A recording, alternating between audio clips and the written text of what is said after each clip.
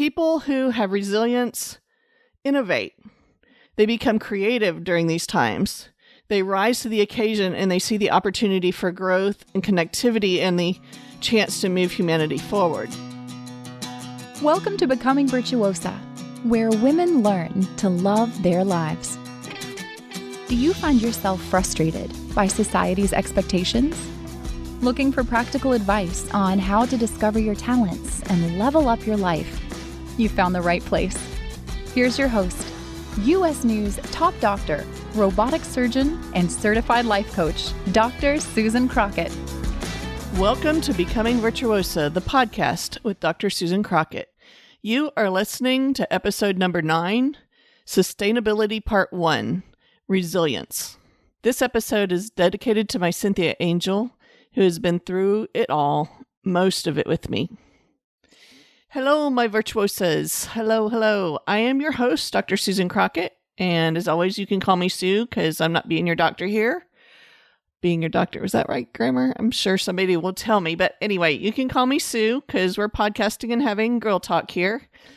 And we are in the middle of the U.S. uptick on the coronavirus pandemic.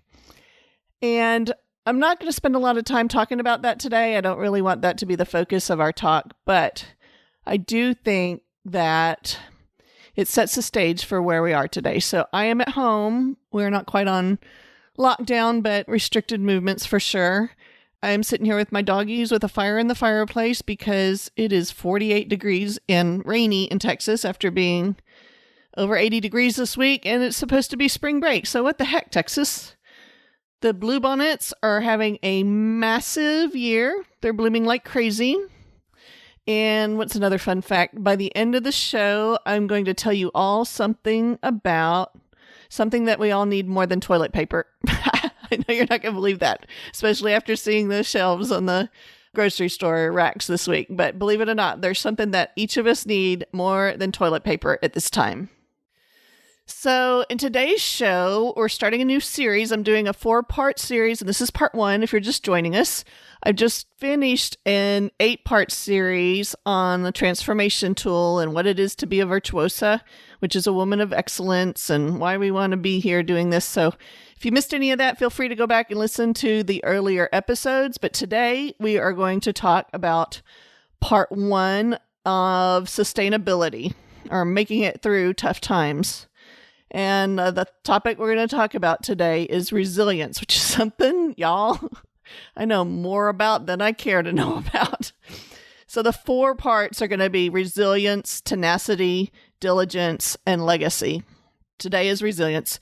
We're going to have a lesson with an exercise, which is always fun. I'm going to give you some homework and something to do to keep this in mind and help you build your resilience over the next month. And our giveaway, the Virtuosa Wireless Earbuds giveaway, it's happening. Yes, I'm so excited. I got emails and reviews, and y'all are amazing listeners. And I'm going to give 2 pair of our Virtuosa Wireless Earbuds away at the end of the show today. So stay tuned and let's get going. So let's talk about the definition of resilience. Resilience, according to the dictionary, is the capacity to recover quickly from difficulties or toughness. The other way to think about it is it's the ability of a substance or an object to spring back into shape. It's elasticity, kind of like rubber bands. So the capacity to recover quickly from difficulties. We are going through some difficult times, y'all. We are going through times like I have never seen in my lifetime. And on this podcast, we are going to talk about how we manage our minds and our thoughts so that we can be the most resilient and most helpful to the rest of humanity. Because here's the thing. I believe in the resilience of humanity. I believe that we can do tough things and that we will get through it. And not just get through it, but be better as a human race on the other side of it. I believe in the capacity of us as people, as the humans. I believe in our ability to get knocked down and get up again. So I'm going to start with a story that was written in a book by a physician named Ira Byock, and he's a physician and author on palliative medicine. And here's the story he tells in his book. Someone once asked anthropologist Margaret Mead what she considered to be the first evidence of civilization. She answered, "A human thigh bone with a healed fracture found in an archaeological site 15,000 years old." Why not tools for hunting or religious artifacts or primitive forms of communal self-governance? Mead points out that for a person to survive a broken femur, that's a broken thigh bone, the individual had to have been cared for long enough for that bone to heal. Others must have provided shelter, protection, food, and drink over an extended period of time for this kind of healing to be possible.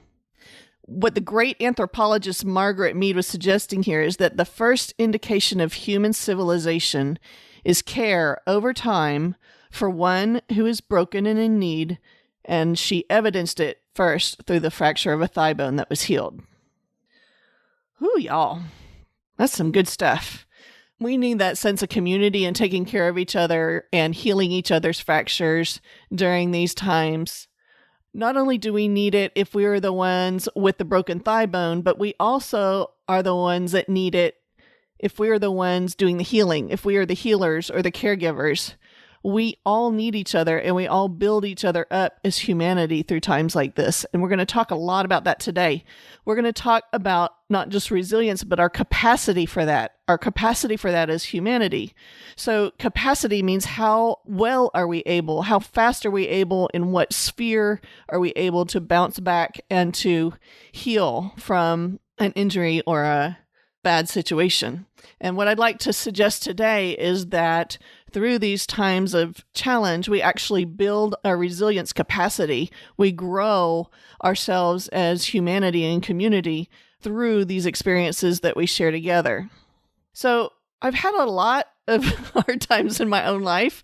A lot of you may not think that. Like, I know sometimes people look at me and they're like, well, she's a doctor and she's got a family and amazing kids and cute little doggy who sits behind her while she podcasts and, life is always good. And the truth is, life isn't always good. And I've been through I've been through it. And as I look back on my life and the events that have shaped me, what I've seen is that each event that I've gone through, I've had different abilities to bounce back from. Some of my hard times I've carried as hard times for a very long time, and I took a really long time to learn the lessons of resilience. And then as I've gotten older and recognized it and practiced the thought patterns of healthy resilience and growing that capacity, I can see myself moving through those challenges a little bit easier. So each time we go through a test or a bad time, whether it's coronavirus or losing a job or financial crisis or a health issue, no matter what it is, as we go through that test, we flex our muscle and we have an opportunity to either build our resilience capacity or not. So examples of challenges where I've had to grow resilience or learn resilience in my own life. Residency. Oh my gosh, like the hardest 4 years I will ever have gone through in my whole life, hopefully. Childbirth, divorce. I've had a failed business. I've lost patience. The hardest one that I've been through so far was actually the unexpected passing of my ex-husband about 3 years ago, the father of my children, whom I had been married to for about 21 years ago. What happened when he passed away of a massive heart attack and was gone in an instant, like there was no preparation for it. But I was in the middle of building a business and taking care of kids and life, life was in the middle of all of this. And I was hit with grief that I was completely unprepared for this. We had been divorced for 5 years, 6 years, something like that.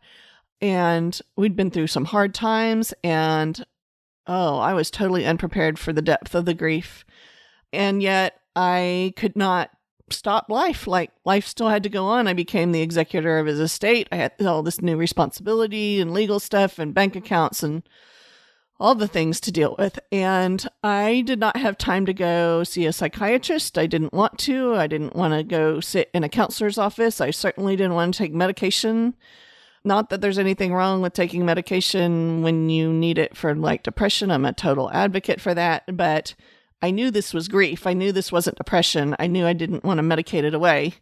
And it was about that time that I came across Brooke Castillo's life coaching.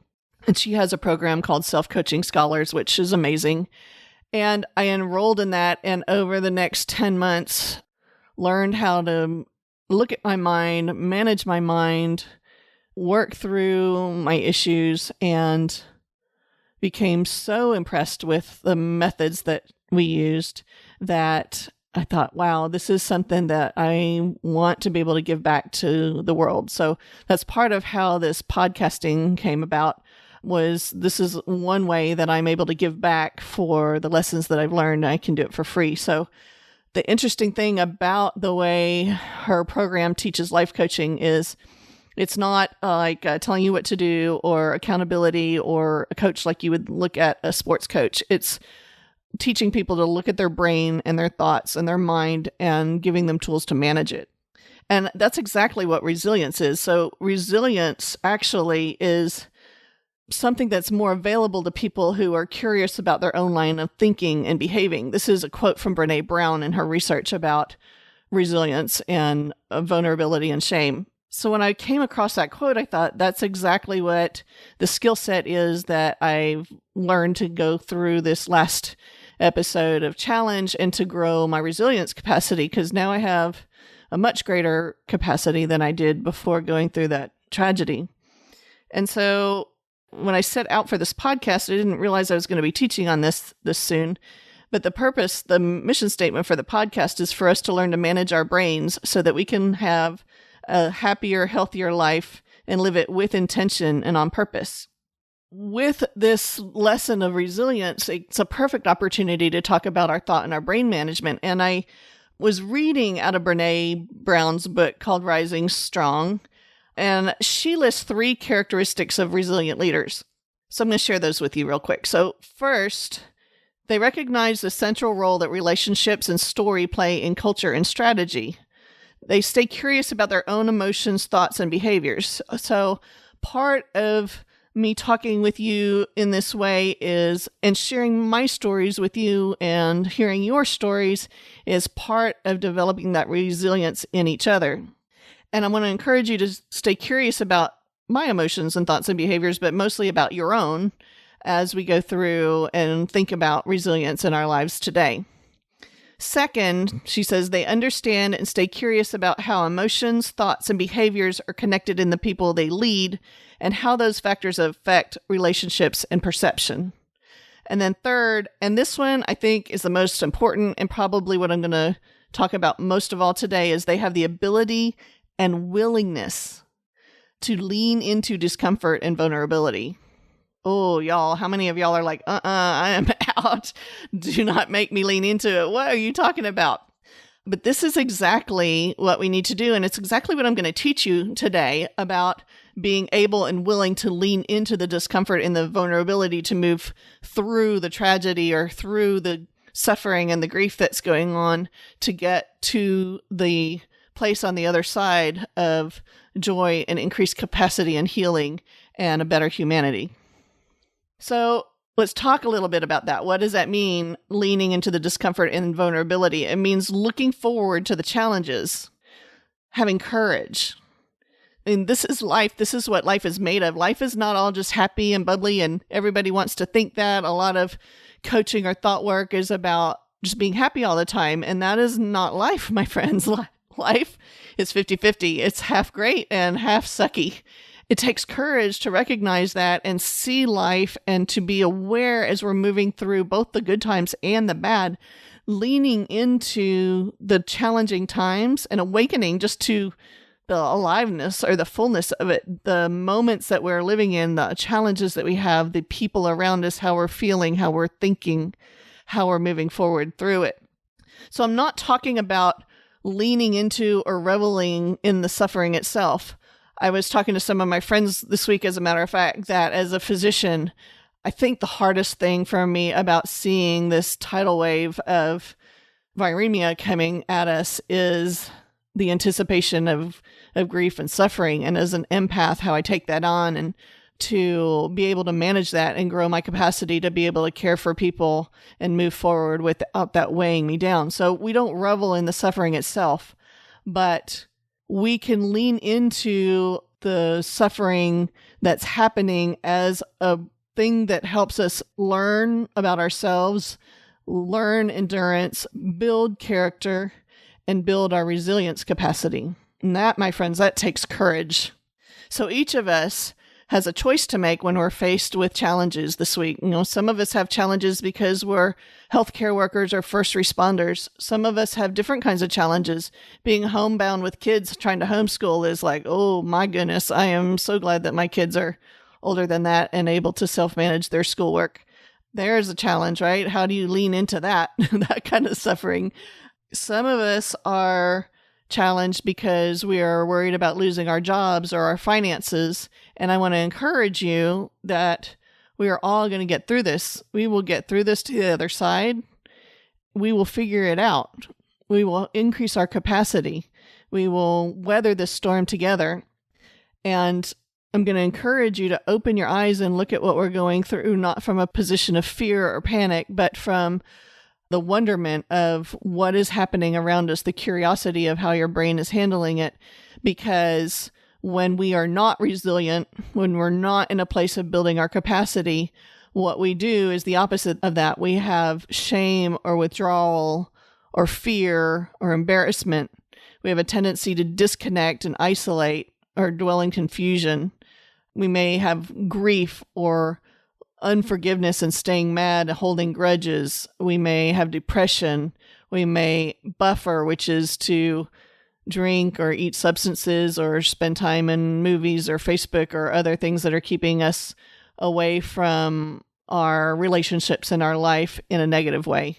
We may avoid altogether or quit. Those are all thought patterns or choices that I've made in the past that when I've been faced with hard times that I know are not building my capacity, and they don't serve me at all. They keep me stuck.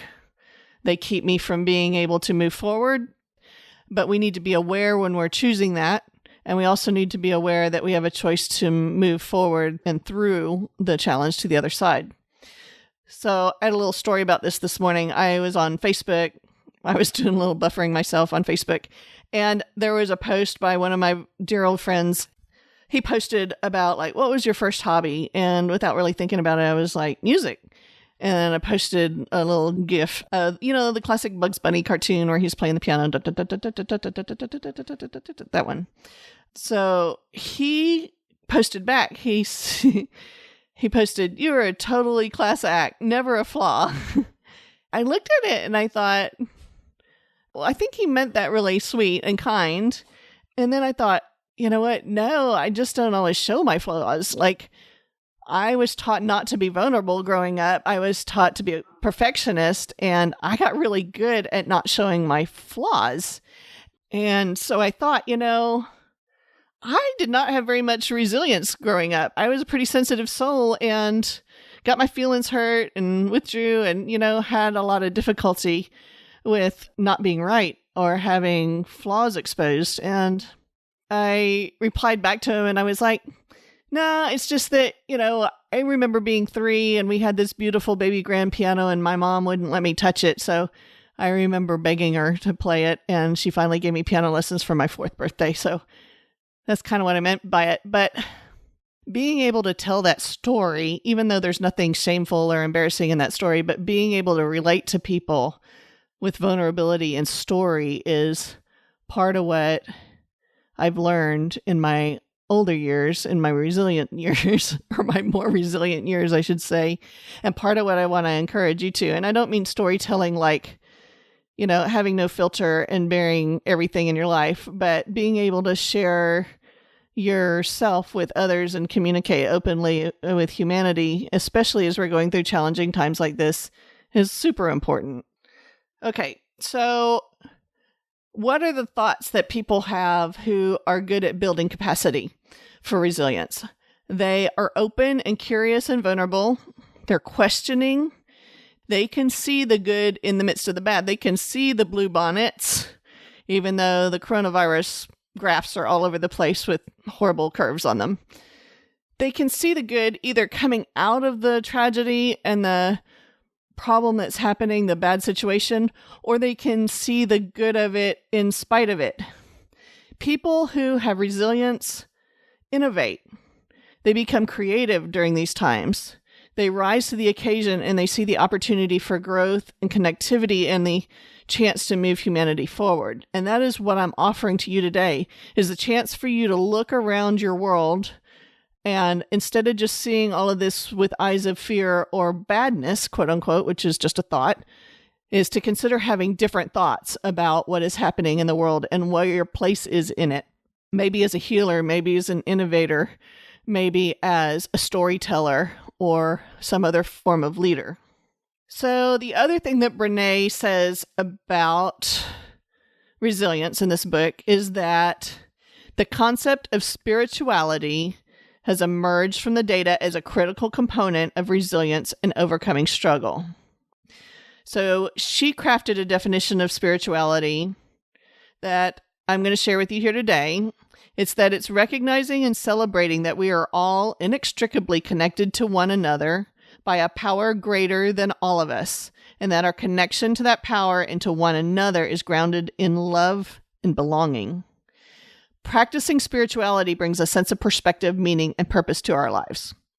Okay, y'all, so let's step back just a minute from this, because we all have our own religious upbringings, whether we were raised Muslim, Jewish, Christian, atheist, whatever else, Hindu, whatever else your religious upbringing is. That is different from spirituality. Spirituality is based on your inner core knowledge about your relationship with whatever you call God. So I'm going to use God because that's the theology I was raised in. It's how it resonates with me.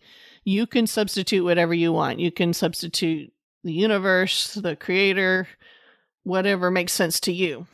But it's this belief, this deep spiritual belief of our interconnectedness and love, which is so important to learning to build resilience, which I think is fascinating. Like, it crosses cultures, it crosses religious doctrines. It is talking about what we had talked about in a podcast earlier about the oneness of humanity, about how we are all one organism, even if we can't see each other, even if the little toe can't see the hair on the left side of my head. So if we take spirituality in this way, our everyday experiences become spiritual practices. So taking the time to take care of my staff and make sure that they're okay is a spiritual practice. Taking care of having food available for my family and enjoying the time that I have together with my kids at home right now is a spiritual practice. Podcasting and being able to talk with you like this is both a privilege and a spiritual experience. I bet you have other examples of spiritual practices that you can think of. So rising out of struggle and having resilience demands the foundational beliefs of connection, community, and humanity. All right, so that's our lesson for the day. Now we're going to talk about an exercise to help you think about this during the rest of the week. I want you to picture a rubber band wrapped around your thumb and your finger, and I want you to stretch the rubber band, and I want you to feel the tension in it. Feel how it pulls into your fingers, feel how it wants to snap back, feel how it's got energy in it, feel how it's cutting in and uncomfortable. And then I want you to gently release your fingers. Don't shoot it across at your coworker or your brother or your whatever. Just gently let it bounce back to its normal self. Feel that release and that relief. How does that physically feel to you? Right? That's resilience. So resilience is going through this period of tension and discomfort and being able to hold it and sustain it, knowing that we're going to get to the other side and we will bounce back and we're going to be even better than we were before because we're building our resilience capacity. Now, a rubber band can't do that, but we can. So I want you to think of a time that you got knocked down, and maybe it's right now. Maybe you feel knocked down right now. Maybe you're, worried about your job or money or your health or your loved ones or the whole of humanity. And I want you to think about, during that time that you got knocked down, I want you to think about how you did or did not demonstrate resilience and the thoughts that go along with that, and where the opportunities may be to choose different thoughts and develop that resilience.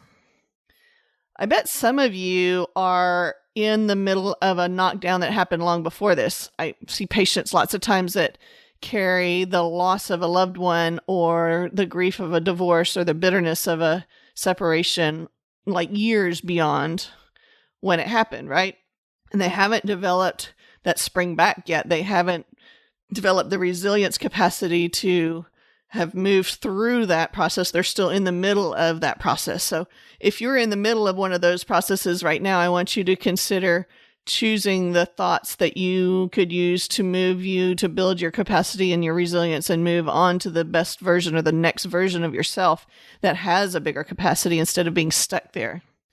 And then I'm going to challenge you this week to go on Amazon, because none of us can leave the house, and buy a pack of 100 rubber bands. And I want you to start building a resilience ball. I want you to start with the first rubber band in the middle, and every time you catch yourself having a positive resilience thought or a thought about building your capacity or creating or helping humanity or all those good thoughts and ideas that I gave you about the things that characterize resilience leaders, I want you to wrap another rubber band around your ball, and I want you to start seeing your resilience capacity grow. So what I've shown you today. So today I've taught you the first tool of sustainability, which is resilience. This is something that you can use over and over in your life, but is really important for us to learn about and to grow at this moment. I started to tell you a little bit about my personal story about coaching, how I ended up in it after my ex-husband passed away very suddenly. And I wanted to tell you what happened with the rest of that. So I went through and healed and was so impressed by it that I decided to go and become certified as a life coach through the life coach school, which I did back in September. And so 6 months ago, I started working on building Virtuosa Coaching, which in the outro and intro for this podcast, you'll hear us mention that. That's the online site for coaching. And I added that as I was building it way before this happened. I was building it because as I see my patients struggling with life, whether it's weight loss or grief or anxiety or stress or all those things, I realized I didn't have a great tool in my clinic, and I'd come across one. And so I started building the coaching practice as something to offer my patients who needed more help or wanted to go deeper with this than just listening to me on the podcast, which is awesome. But if you feel like you need some place to turn to or talk to or somebody to help you manage your mind through all of this, there is no better gift that I can think of giving you than teaching you these principles here and then providing incredible one-on-one private coaches for those of you that want more help. And at the beginning of this podcast, I told you I was going to tell you the secret of what we all need more than toilet paper at this time, and that is a life coach. We all need help managing our brains through this time of trial. I'm so excited about continuing to meet more of you and hear back from you through my email. And I'm just really grateful for you listening in. So here's where speaking of listening in, this is what I'm listening to and reading this week. So I kind of gave you a little foreshadowing earlier in the podcast. The song for this week is Tub Thumping by Chumbawamba. It's one of my favorite ones. The lyric goes, I get knocked down, but I get up again. You're never going to keep me down. That one. Go listen to that on YouTube or download it, whatever. And then the book that I chose for this episode is a book called The Choice. It's from the New York Times bestseller list a while back by Dr. Edith Eva Eger. This is what Oprah said about it. The choice is a reminder of what courage looks like in the worst of times, and that we all have the ability to pay attention to what we've lost or to pay attention to what we still have. And I thought that was just about perfect for today's episode on resilience. And speaking of looking at what we have, we get to do an earpod giveaway. I'm so excited. We're giving away those little wireless things that aren't AirPods, but they look like them. They say Virtuosa on them. So our two lucky winners from the drawing this week are Amy and Mary Kate. Congratulations. And I'll be sending you an email to get your mailing address. And thanks for connecting and listening. So next week, we're going to continue this series on sustainability with the second topic, part 2, which will be on tenacity. And I hope you'll all join me for that. The podcast comes out every Wednesday. And in this next week, I want you to practice your newness of awareness of resilience. I want you to practice your thoughts of leaning into the challenges of the coming week, actually looking forward to those challenges. I want you to have courage and hopefulness. I want you to have those things instead of fear and doubt. And I want you to watch your and our collective humanity, resilience, capacity grow. Because love draws a bigger circle, my friends. Okay, my virtuosos. That's all I've got today. To celebrate the launch of the show, though, I'm going to be giving away a pair of Virtuosa wireless earbuds. Each week for the first 4 weeks of our podcast, I'm going to be giving away one pair to a lucky listener who subscribes, rates, and reviews the show on Apple Podcasts. It doesn't have to be a 5-star review, although I sure hope you love the show. I want your honest feedback so I can create an awesome show that provides tons of value for you. You can visit virtuosacoaching.com/podcast-launch. That's virtuosacoaching.com/podcast-launch to learn more about the contest and how to enter. You can also take a peek there of a picture of these beautiful AirPods that will encourage you every time you use them that you are on your way to becoming your own virtuosa. Okay, my virtuosos, have a wonderful week. Love always, Sue. And I will see you next week in episode 10. Thanks for listening to this episode of Becoming Virtuosa. If you want to find out more, come check out virtuosacoaching.com. That's virtuosa with an A, coaching.com. See you next week.